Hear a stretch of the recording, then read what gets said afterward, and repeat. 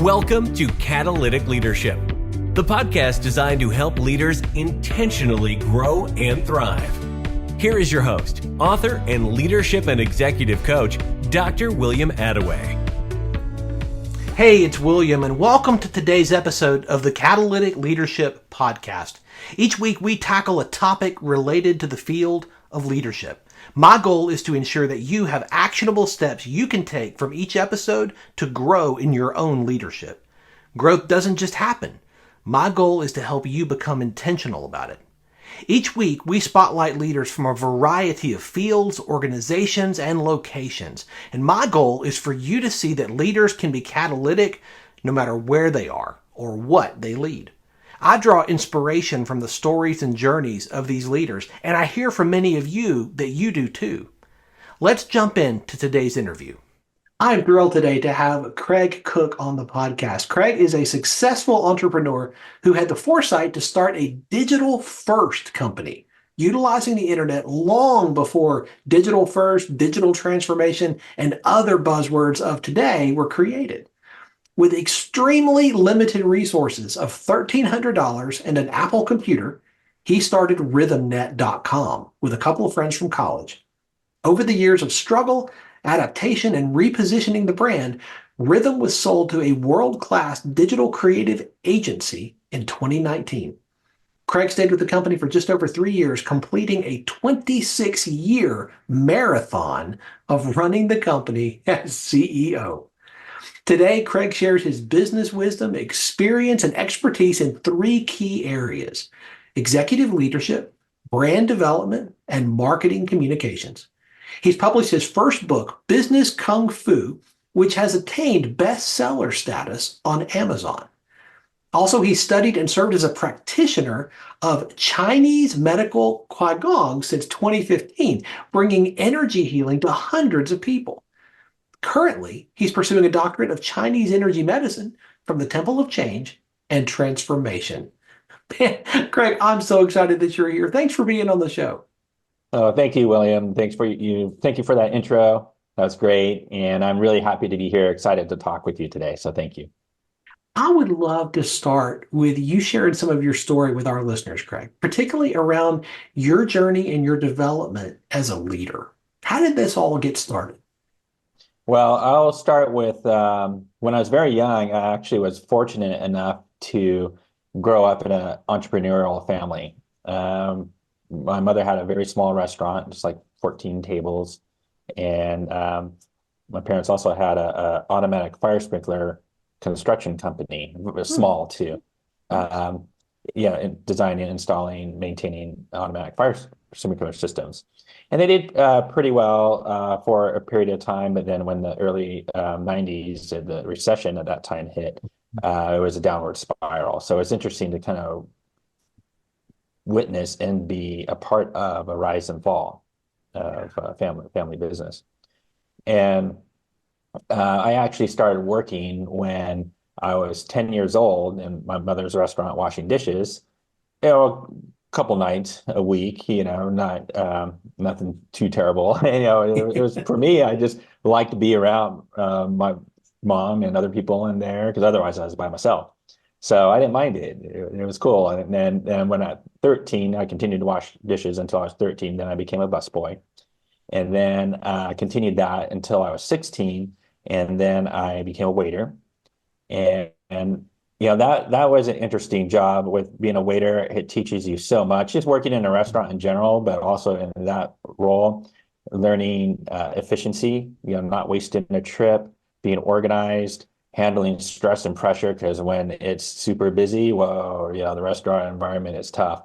And also teamwork, communication, salesmanship, because when you're speaking with the customers, you're telling them the nightly specials and all those things. And there's just so many lessons that were learned. So I was so fortunate to grow up in that environment, and I wouldn't trade it for the world. It was a lot of hard work. And then when I was 16, I also started working in the fire sprinkler shop, cutting and fabricating pipe. And then once in a while I would go out in the field, but most of my time was in the shop. And steel pipe, super heavy. When it's summertime, it's 110 out. That pipe is super hot, burning through the gloves. it was manual tough work, but it was good for me. Yeah. It was good for me. So, and then when I was in college, I was very shy actually. When I was younger in high school and so forth, when I went to college, I definitely forced myself to get more involved and um, took on some leadership positions in various organizations on campus. And that was kind of the start of that. And then when I started my company, you're a leader from day one, and that evolved over time as far as with the company growing and lessons learned and so forth, which, we can talk about all that. But that's kind of the summary of it started when I was small and continued, up until this day, actually. It's so interesting. I often say that there's no such thing as a wasted experience. Mm, And I that's love how so many different parts of your story, led to you becoming the leader that you are today. And I would imagine had a pretty significant impact on how you led rhythm. Yeah, absolutely. Growing up in that environment, understanding um, the hard work, the work ethic, the strong work ethic, and and really instilled that ethic in me to where I could lead by example. And Mm, that was one of the biggest things that as a leader I thought was very important, was leading by example, just yeah, not asking people to do things that I wasn't willing to do myself, yeah. right? As like including to stay late. And a lot of times hey, we got to stay late tonight. Well, hey, I stayed with them, working, hands on, doing things, trying to help get the project executed and finished and wrapped up. So, that's one thing. And the communication aspect is huge, and dealing with stress and pressure because being a busboy, dishwasher, busboy, waiter, all those positions, and watching how the breakdown inside the kitchen, how things can break down when there's stress and pressure and the Mm. communication is lost and tempers get the best of people and mistakes get made and just how things can kind of break down in those moments. It doesn't help. So it's interesting to witness that. And I was always very observant of people and behavior. And it was always like filing, okay, note to self. It's so interesting how family origins play so much into our story. Mhm. My grandfather started a children's clothing store, started his own business with a children's clothing store, right? And my dad started his own business. He started a traditional advertising agency back in the 70s, Oh, right? wow. And ran that until he retired. You Mhm. started a digital marketing company in 1996, Yes. long before most people were thinking about digital marketing. Yes. What Yes, that's right. what what brought you to that decision point? Yeah. So I know I joke when I tell people, yeah, I started a digital first company in the 20th century, right? That's right. That's great. Yeah. Yeah. So at the time, right around 1995, I was getting online a lot through America Online Yeah. back in Oh the yeah. day when AOL was a I used thing. to get the CDs. I get it. Yeah, the Yeah. CDs, all that stuff. And so I was learning about the internet, and it's like, wow, fascinating. And actually, when I was in college, my first exposure, I worked for another job I had when I was young. I think when I was around 21. I had this one on campus job. I worked for this teacher and she had access, she had an email, right? So I worked for her Yeah. and she would be flying all over the country and she emailed me this, blah, blah, blah. So I was like, wow, man, this is like instant communication. This is incredible, right? And then uh, and then shortly after graduation, the World Wide Web came into play, as far as like rising in popularity. And so I started learning and reading about that. And I was getting together with one of my friends. We had passion for music, and we were getting together, writing songs and so forth. And one day, coming back from the beach, yeah, from the beach, one day I stopped at this computer store, and at the time, in the magazine rack, there was a bunch of CD-ROM magazines. So this one was called MusicNet, if I'm not mistaken. Yeah, MusicNet. I took it home and you put in the CD, and there's all these bands that I never heard of before, and you can watch their videos and listen to them, and I was like, wow, this is cool. And I was like, wow. yeah, this would be neat to, get music online, because of the internet stuff that I was Yeah. talking about. And then conversations with my friend, one thing led to another about like, hey, it'd be a cool thing to do for other musicians. So that's the genesis of the idea where we started rhythmnet.com. So there's three of us, myself and two friends. And it's really creating a platform to fight against the established music industry, right? To get Nice. the opportunity for all these independent artists that were super talented, where people could discover them, read about them, listen to song samples, and buy their CDs online through a secure server. Way back in 1996, we had all that set up. But as you know, there was no broadband. We started with 14.4 modem connections. When we went to 28.8, we were like, yeah, and then 56K. Right. Yeah. And yeah. Oh my gosh, those days. And there was only 30 million people worldwide online at the time, no MP3s, and everyone was afraid to buy stuff using their credit card Yeah. online at the time. So it was an idea before its time in a sense, but that's okay. We adapted and because we were struggling with that. I mean, we all put in $1,300 a piece, and I had a Wow. computer, and that's what we started with. Very Wow. limited resources, and yeah, and we none of us had money, so it was just grinding, grind, and um, after a couple of years, we started to filled a lot of requests for websites for companies. Like people, this internet stuff. Can you do a website for our company? Oh yeah, sure, why not?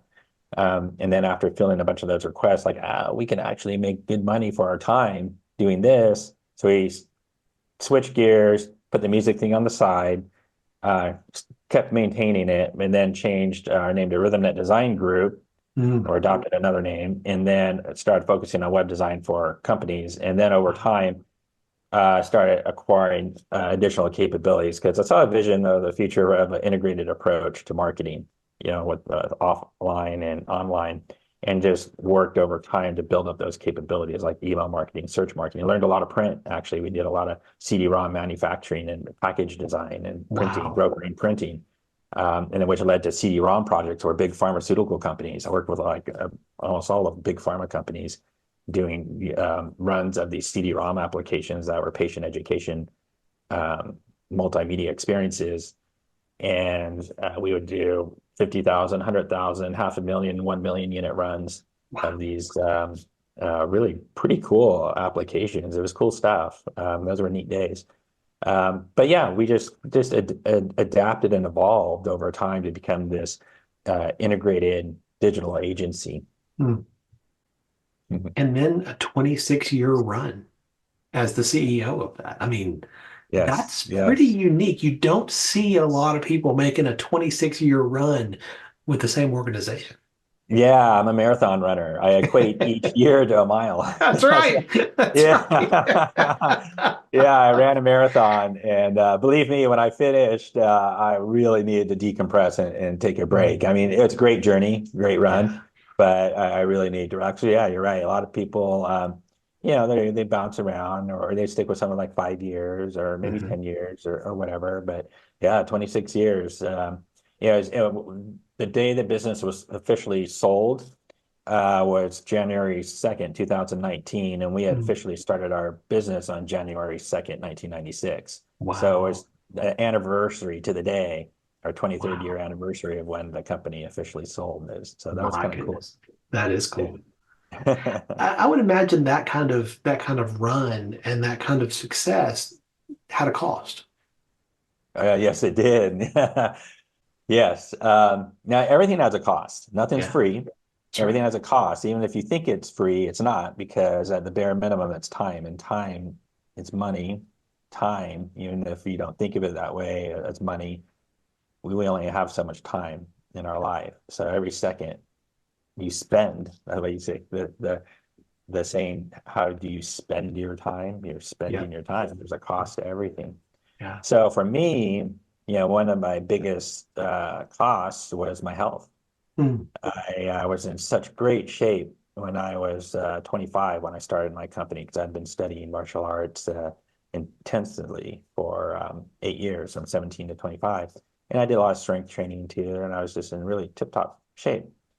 And that carried me through a good solid 5 years at least, as I was just so all into the company and like nothing else and working crazy hours, hardly getting any sleep, 3 to 5 hours of sleep a night. And that catches up with you, you know. So by the time I got into my mid 30s, suddenly my health turned around. Like I was just overweight, just out of shape completely, and continued that. And in my early 40s, I was like, man, I need to do something about this because I was just always tired, crashing. I get home at night and eat dinner, and then or after dinner, I'd crash on the couch, not wanting to. It would just happen, and that was never me. And I was like, wow, what's going on? You know, the kids would want to play and stuff, and that was a challenging time.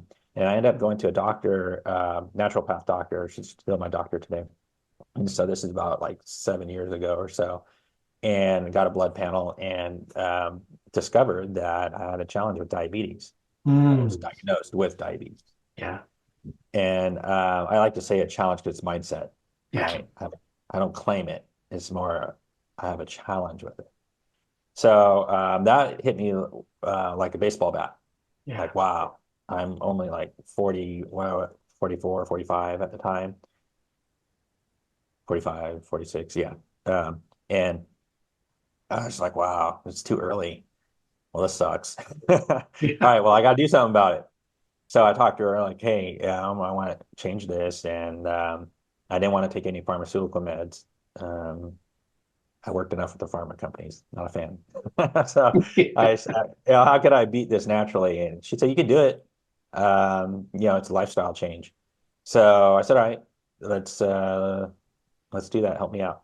So went on this journey of transforming myself, and today I've reversed it 100% naturally. So that was a thank you. That was a big cost though. Like, wow, what a lesson. So definitely something I'd like to share to people. Like, you got to take care of yourself, make time for self-care. Even if you don't think you have the time, and I know, believe me, I understand because I was so all in. Like, I have time for nothing else. Get it done, get it done. But if you don't take the time, you end up, even if you don't feel like you're burned out mentally from the work, you're just physically tired. Like I said, I would crash on the couch. I would never do that. I would just go, go, go, go. So I was physically not even able to continue to be as productive as I used to be. So if you don't take care of yourself, you're not going to be able to be of service to others. So in my book, I have this statement, be of service to self so you can be of service to others for a lifetime. I love that. Yeah. Let's talk about your book. What inspired you to put words on paper? Well, actually, my very first passion in life was books.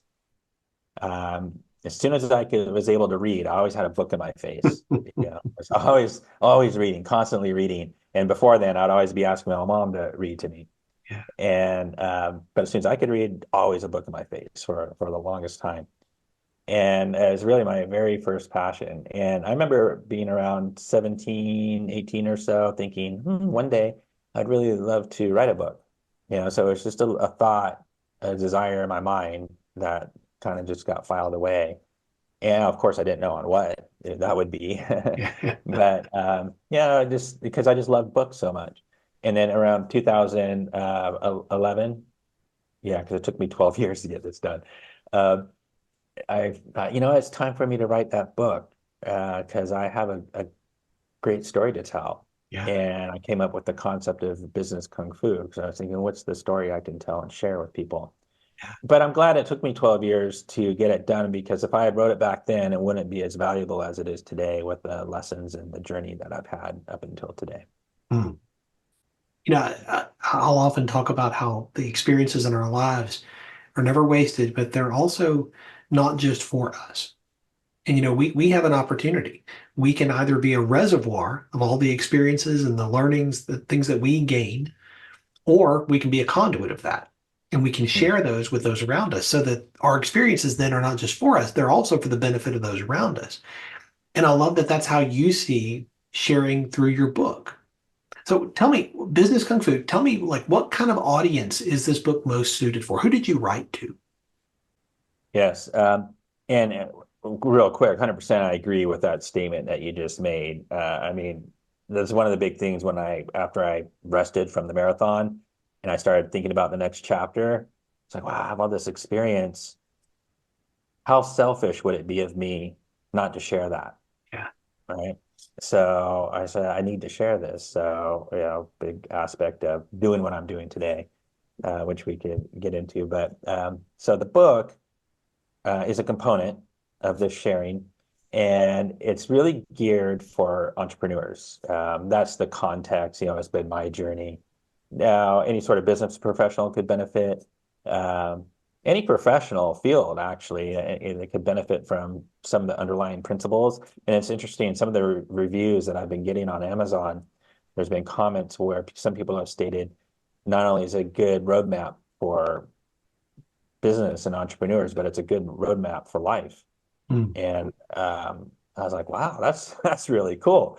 yeah. Yeah, it wasn't the intent. It is really geared towards entrepreneurs, but it is correct. It's kind of neat when you can kind of take those lessons and extrapolate it into other aspects of life, because there's definitely some universal principles that can apply to anything, really. At the bottom line, the end of the day, the book is a mindset book, and it's geared for entrepreneurs because of the context of the story. And one of the things that I really appreciated about it was how authentic you are. You don't try to paint over mistakes. You don't try to minimize, what you had, your contributions to things that didn't go right or as planned. You were very open about that. You're very honest about that. And that's not always the case. Yeah, you're right. None of us are perfect. There's always bumps in the road. We're human, and I'm very good at what I do. But the only reason why is because I made a ton of mistakes. A ton of mistakes. And when you make those mistakes, sometimes that's really just the best way to learn, because the impact that it has on you, wow, I'm not going to do that again. Yeah. Um, and you don't do it again. I mean, if you repeat it, then you didn't acknowledge that you made a mistake in the first place and didn't learn from it, and that's just silly. If you Yeah. want to be successful, you need to be honest and objective. Be the observer and be like, ooh, yeah, I was in the wrong there, or I made this mistake, or wow, I didn't pay attention to that detail. Oh man, I gotta make sure I follow this process, et cetera, et cetera, et cetera. That's what you have to do in order to be successful. So yeah, that's just a part of sharing. And thank you for sharing that with me, because yeah, that very, very purposeful. You gotta have to be open and authentic. No doubt. So I'd love for you to share, some of the content from the book, some of the lessons or the concepts that you share so that Sure. our listeners can get a flavor of it. Okay. Yeah. I like to start with, let's say, chapter one. When I started studying Chinese Kung Fu, it starts with building a foundation. Just like you would build a foundation for a home or a skyscraper, so you need that foundation in order to be structurally sound. So the same thing with Chinese martial arts. You get your foundation, which is a combination of stances and stepping and punches and kicks and guards and blocking. But it's a limited set, and it was practicing that for months upon months, and going through a lot of pain and through the effort, and really building a solid foundation. So then I could get things that were more evolved, more sophisticated, et cetera, et cetera. The same thing comes with starting a company. Hmm. You have to have a foundation as to, why are you in business to begin with? Mhm. What are you going to offer as a product or service, or both? And how is that going to create value for people? And there's an aspect of what I call the five elements of entrepreneurship, which is really important to develop and balance as an entrepreneur in order to be successful. And the five elements is based on classic Chinese five element theory. Uh, that that five element theory applies to martial arts, applies to traditional Chinese medicine, and also spiritual systems from the Chinese culture. Those five elements happen to be fire, earth, water, metal, wood. Now, in my book, um, inspired by that model, I identified 5 elements of entrepreneurship, where that starts with passion, which then leads to discipline, which leads to expertise, meaning expert skills, Mm, which leads to confidence, which then leads to faith. mm, And it's a generative cycle that builds, increases capacity of these elements. And then you want to maintain that balance there. There's also a destructive cycle where it could go the other direction, and all those elements can start to diminish, mm. actually, if your mindset isn't correct. And Yeah. then there's interrelationships between the elements too. That Mm. there can be positive and negative influences depending upon the state of mind and modes of thinking and so forth. So it's very important as an entrepreneur to have those elements developed and balanced in order to be successful, from my experience. Yeah. It's so practical what you share in the book, because I think any leader, any entrepreneur who's reading this can find themselves in the story. They can find themselves in the say, oh, that element, oh, I've kind of doubled down on that one. This one I really haven't spent a lot of time on. Do you see that? Yeah, thank you. Thank you for that. Yes, absolutely. It's the entrepreneurial journey it's just a universal truth. It's like the Yeah, hero's journey. I allude yeah, to that in the book, yeah, and it's universal. So, I'm just another guy. I'm just another normal dude, and I'm not special. And I built something great, but there was a process and trials and tribulations, and then of course the teacher that shows up and helps along the way. And I have yeah, many, and overcoming and coming back with the rewards. It's that whole classic hero's journey, and all the entrepreneurs, we all go through it, and it's all universal. So thank you for making that statement. That's cool that you see that. yeah. I would recommend this book to anybody who's in entrepreneurship in any vein of that, or truly leadership of any kind, because I think you're going to find so much gold in here that you can pull out and use that's practical and learn from the wisdom of somebody who's gone before. Too many people are trying to figure it out. They're trying to build the plane while they're flying it. Yeah, And they're making mistake after mistake after mistake. I'm of the opinion I'm not going to live long enough to make all the mistakes myself. I'd rather learn from somebody who's made some mistakes so I don't have to make those. I'm going to make plenty of my own, and I do. that's right. Yeah, 100%. And yeah, why make mistakes you can avoid, Yeah. so you can be more efficient in your journey? And thank you for recognizing that not only entrepreneurs, but any sort of business professional, because I agree, anyone can really get something out of it and apply it to their particular situational context. Um, and yeah, there's just so many aspects to running a company. And but as you said, making mistakes, we're all going to make mistakes, many of them. But yeah, if you can learn from someone and cut off the past, some that could be really burdensome, it could save you time, etc. It's about not being only effective, but being efficient in your journey. Yeah. If you can save 5 years of pain because you listened to someone, that's totally okay. And it should be, you should be open to that, actually. Absolutely. So Mhm. you mentioned earlier that the book is one component of your next chapter. What Yeah. else are you doing these days? At the beginning of last year, I decided to start the next chapter. Yeah. And so I announced to my networks of people, okay, here's what I'm doing.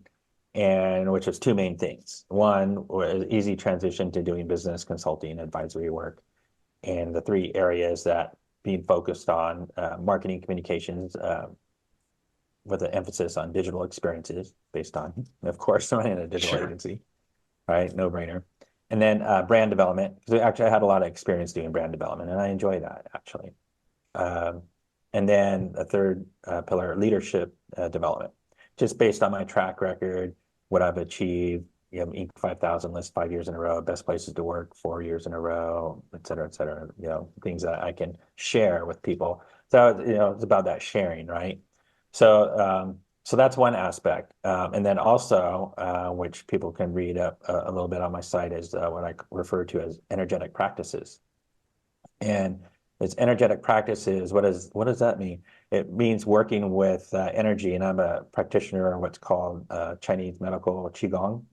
It's energy skill. Qigong means energy skill, Hmm. literally. And I started that in 2014, and it was a game changer for me in running my company. So ever since then, I really took a deep dive into that and have been working on developing that skill.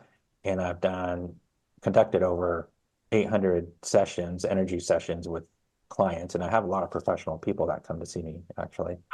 Um, and so that's a whole other silo. But what I'm working on doing is kind of bringing those together. So Hmm. just like I did way back in 1996, combining two passions, one for Yeah. technology and one for music to create something new. I'm doing the same thing, this passion for what I've done all these years, and then also this passion for Qigong or Chinese energy medicine, and bringing this together, these two worlds together, for a number of reasons. One, it's just something that I'm passionate about too. Everyone could benefit from it. Three, I just feel it's needed out there in the world, not only in the personal but professional world as well. I really led my company with a much more heart-centered approach Hmm. as opposed by an old-fashioned lead by fear Yeah. approach. So Qigong can help you maintain that. Hmm. For me, I was naturally wired that way, but I would lose it at times, and I got off center and out of balance, and Qigong really helped me return to center. Hmm. So that's something I want to share with people. And there's a lot to it, actually. I'm even enrolled in a doctorate program for Chinese energy medicine that I'm going to be finished up later this year in August. So you're pretty busy. That's I a am. lot of- In addition to the book that just came out, yes. Exactly. So, you are continually learning and growing, and this is just one facet of that, right?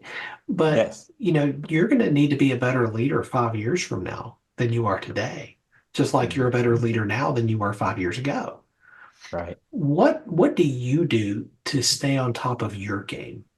What do you do to level up your leadership skills so that you never settle for just where you are? Yeah, that's a great question. Um, and that's something that I'm going to be actively doing as I move forward in this next chapter, right? Yeah, when I was running my company, it was I was in it every day, and it was a continual learning process, and just through the nature of being in it, through that experience, it was a daily evolution. It's Yeah. interesting where I'm at now because I took a break, started last year, but I'm at a much more, let's say, even keeled pace, Yeah. and not to mention, it's not like being in an office. I'm independent, right? So I'm not involved with a team yet. Maybe I'll change my mind and suddenly, hey, I want to create something with a bunch of people. But as of right now, I'm very comfortable doing my thing. But what it's gonna really, I think, affect my leadership to take it up to another level is working with other leaders in that whole leadership development category Mhm. that I mentioned earlier, and working with those people, because there's one thing when you teach others, you're also learning Yes. at the same time. I used to teach martial arts also, and when I was teaching martial arts, I was learning at the same time to be a Mhm. better martial artist. Yeah. When I was running my company and I was teaching my staff how to do certain things, I was learning to become a better leader Mm. also as I was Yeah. developing them. That's right. Um, yeah, yeah. So I think now with this new context of me being an independent consultant advisor, it's going to be different experience for me, and I'm going to be learning in a different manner that's going to, I believe, elevate my capabilities and wisdom to another level. Yeah, thank you. I see a number of books on the shelves behind you. Obviously, you love to read like I do. And like you, I Yes, read from a very early age on and have never stopped. Is yes. there a book that you would recommend that has made a big difference in your journey that you say, hey, if you're in leadership, this is a book that really impacted my life? and that you encourage everybody listening to put on their to-read list? There's so many books, right? But as far as like leadership and running a company, one book I found really impactful was Good to Great by Oh, Jim Collins. love that book. Yeah. Yeah, just fantastic. I just love the methodology, how the approach that he went um, with determining good companies from great companies and what he identified as the common traits. And I took those principles like the hedgehog Yeah. concept, for example, right? Yeah. And applied it to my company. Like, okay, what could we be the best in the world at, or at least best in this area? I did some modifications of my own, right? Of course. Just based on our situational context. What was our metrics, our operating metrics? Um, what are you passionate about? Those hedgehog concepts. That was a big one. So that book was definitely impactful. There's a lot of good things in that book, actually. Even the aspect of being humble. I believe he mentioned something about how the best leaders are really much more modest and Yeah. not really out there being flamboyant, attention seeking, et cetera, et cetera. From his studies, his experience, and what he knows time after time after time after time, the nature of the effective leader. Often people are going to walk away from a conversation like this, Craig, with one big idea. If you were able to define what you want people to walk away with, one big idea, what would that be?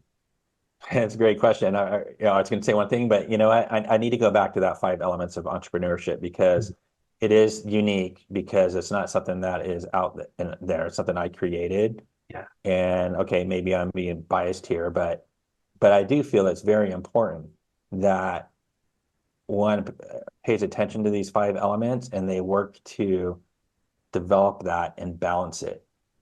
It's critical for success. I feel like it could be Yeah. extremely helpful on one's journey. So that's a concept that I would like to get across for people to understand and to take it and run with it. I know folks are going to want to stay connected to you and continue to learn from you and check out your book. What is the best way for people to do that? Well, to get my book, Business Kung Fu, which is what it looks like. So if you go on Amazon and search for it, that's the cover. And it's available in paperback, hardcover, Kindle format. On Amazon only right now, but I'm planning on distributing it in other means, hopefully an audiobook as well. But for the moment, on Amazon. And then as far as getting in touch with me or learning more about me, people can visit my website at c2pro.io, the letter C, and then squared, spelled out, pro.io.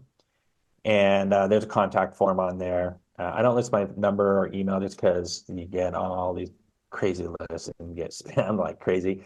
So to minimize that, I have a form, but I actively monitor that. So if someone fills out the form, I'll receive it and be sure to respond. Also, LinkedIn is a great spot to get in touch with me. So LinkedIn/n/Craig Cooke.